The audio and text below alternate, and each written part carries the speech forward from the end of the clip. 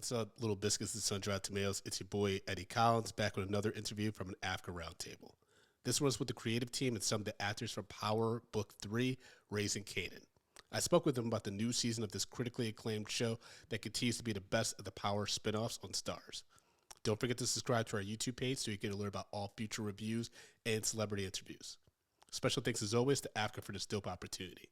Now here's my interview with the team behind Power Book 3, Raising Kanan. Hi, Brandon Collins from the Media and Popcorn Podcast. My question is for both of you. First of all, fantastic performances this season as always. But in the world of Power, we know how Jukebox and Kanan's stories end, right? But not so much about Lulu. And I'm sure he doesn't end up on the beach drinking Mai Tais to pass his time, right? They were heading towards the dark. Not, well, I don't know. Y'all may know, what's up with that? But how is that knowledge from the first Power series impact your performances in any way? Yeah, I think what I was actually speaking with someone else about this. The beautiful thing about Anika and her performance is that it was like completely her own, and she completely built this incredible character that I then get to come in and do my thing with. But she really gave me the space to make Juke my own. So for me, even though I have a character later on, I have to remember that young Juke doesn't know she's experienced all the things that older Juke has experienced. So it's been really, really fun kind of creating a new character, knowing that I can add little things along the way that eventually build to what she becomes. Lulu dies. Spoiler alert. I'm just kidding. I'm just fucking with you. I don't know, dog. Like, I was supposed to know what these motherfuckers gonna do. It's tougher. I think it's with what Haley has to do is a lot more difficult, right? Because you already know the ending.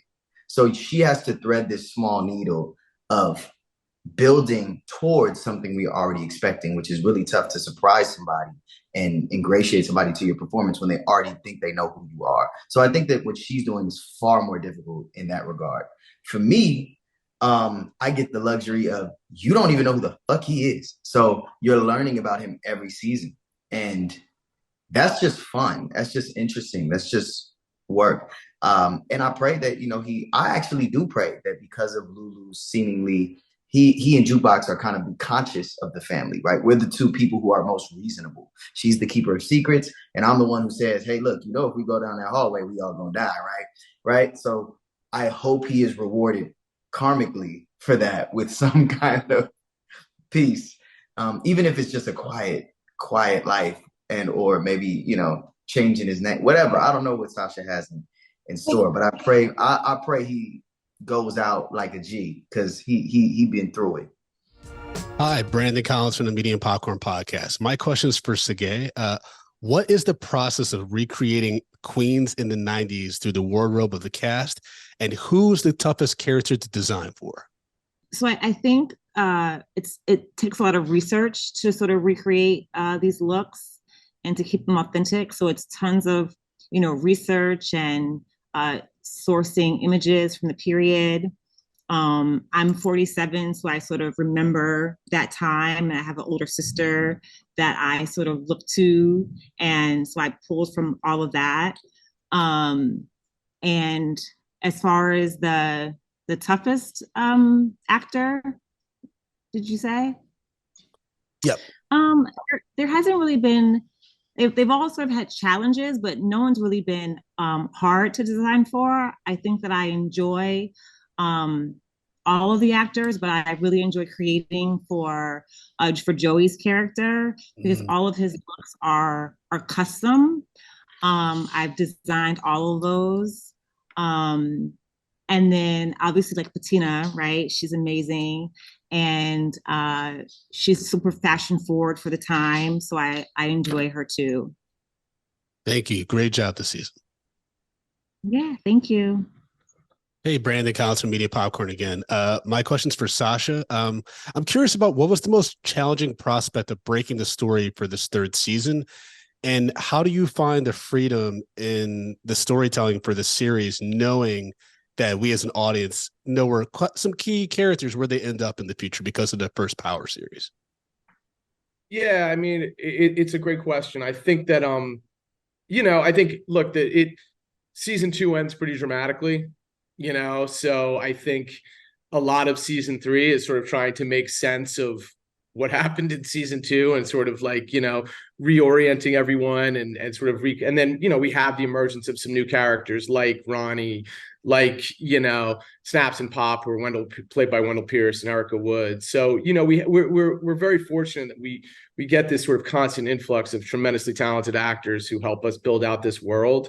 I think, Brandon, what it's always been is like, yes, how Kanan ends up and how Jukebox ends up, but the challenge for us is always to make that journey as interesting as possible and to sort of almost do like a psychological case study of each of these characters, right? And say like, look, Kanan wasn't born Kanan, he became Kanan, and we're going to make that journey as interesting as possible for you. We're going to show you the twists and turns. It turns you into Kanan as realized by 50 Cent in the original Power. And I think that's we do that with Jukebox as well. I think, some of the most gratifying sort of response we get is when people are like, oh, I get why Jukebox is Jukebox,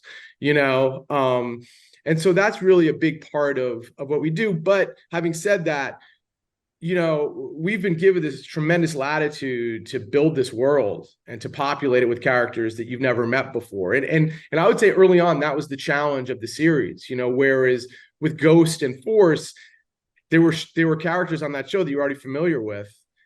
In our show, it really was an entirely new world. Yes, you knew Kanan and Jukebox, but you didn't know them as 16-year-olds, and you certainly didn't know who Rock was. You didn't know, Marvin or Unique. So that was, I think, one of the interesting things for us at the beginning of the series is that we had to introduce an entirely new world, cast, and sort of story to the audience. And I think, frankly, it caught people off guard a little bit, but now it does feel like they're fully invested, thankfully. And we have a lot of latitude now.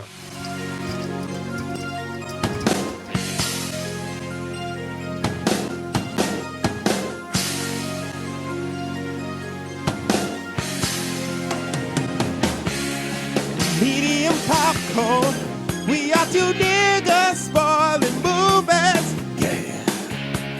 Brandon Collins, that's me, and Justin Brown for your movie needs. Medium popcorn, woo! You haven't seen it, well, we're gonna spoil it. Spoil it in your face. That's your warning. So if you get pissed, it's all your fault.